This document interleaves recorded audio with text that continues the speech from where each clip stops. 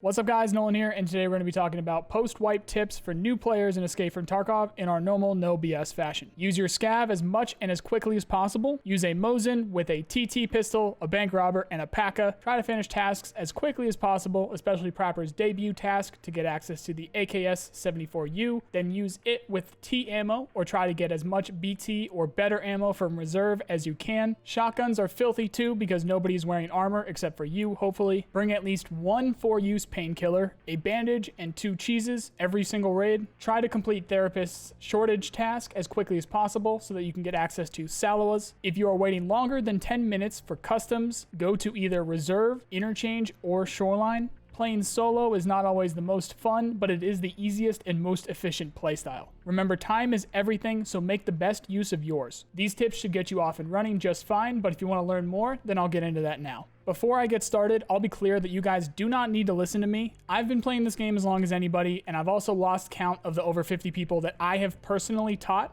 The tips that I give are based off of that experience, so you can take it or leave it. There's a couple things that we're going to go over, and the number one thing that will be sure to rustle up some jimmies in the comments will be the guns. Here's the thing. There is no best gun in Escape from Tarkov. From the SA-58 with M61 drum mag at the top of the food chain, to the AS-Val and the VSS using SP5 as the meta build, all the way down to a 8-round PM pistol with PST GZH, every bullet in the game will kill with one shot to an unarmored head of a player or a scav. The only exception being scav bosses because they have extra health. It is going to be up to you to put yourself and your gear in the best situation to use your gear as effectively as possible. Some guns are very easy to put in that good situation, and some are very difficult. Now that is said, here's the deal. The Mosin is able to be purchased at level 1 proper along with its LPS ammo. This will one-shot any unarmored, non-boss target to the torso. So after a wipe, these things are easy off buttons when used correctly. The catch here is that you really need to be sufficient at hitting your shots because it's a bolt action and you can get into trouble very quickly if you miss too much or at the wrong time. All things considered, you can put yourself in a good situation with this easily, but at the same time, there is a quick and steep drop-off to getting into trouble. If you're having trouble with the Mosin, I suggest you go either with the SKS or maybe the TT pistol until you can complete Prapper's debut task and get access to the AKS-74U from him. The other options, if you are still having trouble with the SKS or the TT, is the TAS, the MP5K, or the M9 pistol. The TAS helps anyone who needs to get better at aiming, while the MP5K and M9 helps you if you have some USD to blow. The MP5K is going to be a factory monster in the early days because you can use it to its best potential in close quarters fights. The outlier here is the VPO-209 actually, because it's had some buffs recently and apparently it's going to have some more in 12.6, and even though it is still inaccurate and has horrible pen values, you get a 30-round mag with it while everyone else is only running around with about 10 rounds.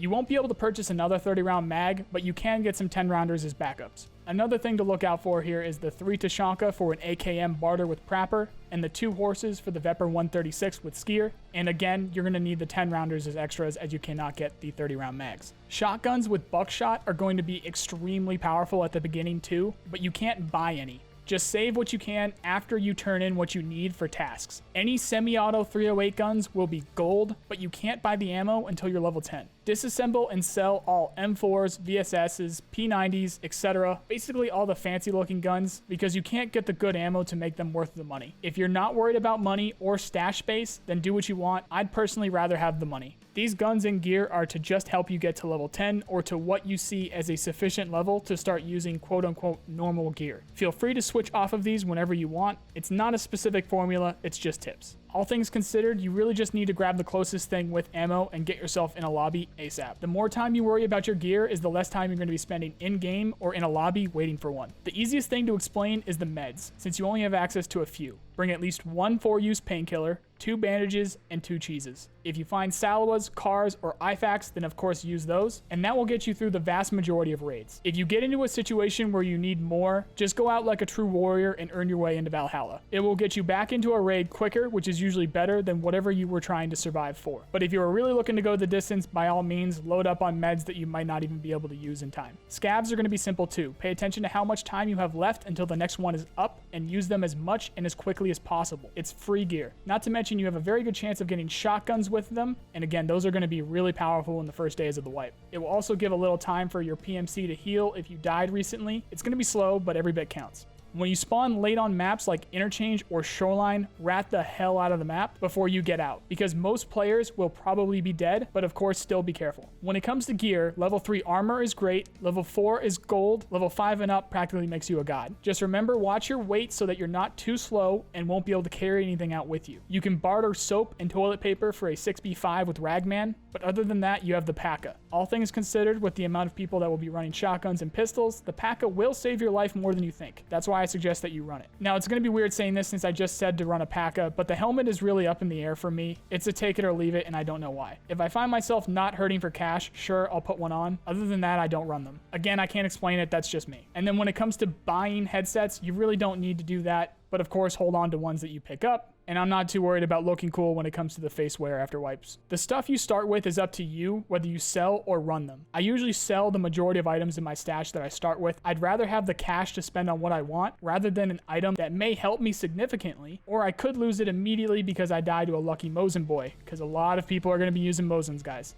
Dying will cut down your XP significantly, so try to kill and loot what you can, but you'll be surprised how quickly you'll level up simply by just surviving a raid. If you just tap F on a body and then leave, you'll get a big chunk of XP for doing that. Sure, if you see some juicy loot, then grab what you can. Try your best to leave a raid with every slot filled, meaning both your primary weapon slots and the secondary, especially since moving gear is an easy control or alt click away. But again, do not spend too much time looting, guys, because greed kills. Like I've said before, maps like Factory and Customs will be lobby simulators for the first few days unless BSG have really prepared well for the traffic. If you can get into Customs on your server, that would be the priority so that you can complete the early game tasks. If by some miracle Factory is open, then try and get in there too for quick kill XP and a bunch of loot. If you're waiting for longer than 10 minutes on Customs or Factory, try Reserve, Interchange, and Shoreline in that order. Only reason I don't say Woods is because most people hate Woods, and Sturman is actually, believe it or not, more deadly than Killa in the early game because of the range advantage that he has. And that includes his bodyguards too. If you have a ranged optic, then go for it, and I would actually say move Woods ahead of Reserve in that case, but only if. Because then you have an awesome chance at farming Sturman and his bodyguards, which on top of the AK and SVD with Sturman himself, you'll have his stash box that you can loot, and his bodyguards can be found with 308 guns very often, so that's going to be a big find as well. If you don't care about tasks, Interchange and Reserve will make you lots of XP, gear, and money. I have an Interchange loot route already up, and the Reserve one is going to be coming soon. Shoreline will get you lots of keys, which you can learn about in my key farm video. To get armed up, Reserve is the best in my mind because you'll find guns and ammo laying everywhere, as well as easy access to raiders and their gear. To make money, we'll see how the economy and the loot changes affect Reserve, but I'd say either Interchange or Shoreline for that. You can run my route on Interchange for loot pool items like bags and cases, while on Shoreline you can farm keys from jackets, and that's going to be on top of having access to loads of bags too. And you don't always have to use the keys for yourself. You can immediately sell those on the flea market once you hit level 10 too for absolute stonks. When it comes to group play, there's no arguing that the loot potential is better if you run solo because you can't split a Bitcoin. When you're focusing on tasks, the majority of them will be client side, so the more the merrier, as it will take away more player slots and competition. Now keep in mind, the more people that you have, the more difficult it will be to get into a lobby. Usually we have it set up in Discord where we have two types of rooms, in raid and LFG. If you're in looking for a group, then you're looking for people obviously, and if you're in raid, then you're of course in raid. Once you die as part of a group, you say good luck and head back to LFG. Don't wait for that group because it wastes time. Either go solo or find another group to run with. Don't try and match perfectly with people for tasks unless you're really dedicated because it's impossible to keep up with. When you're only worried about loot or kill XP, then sure, match up with your buddies when you can.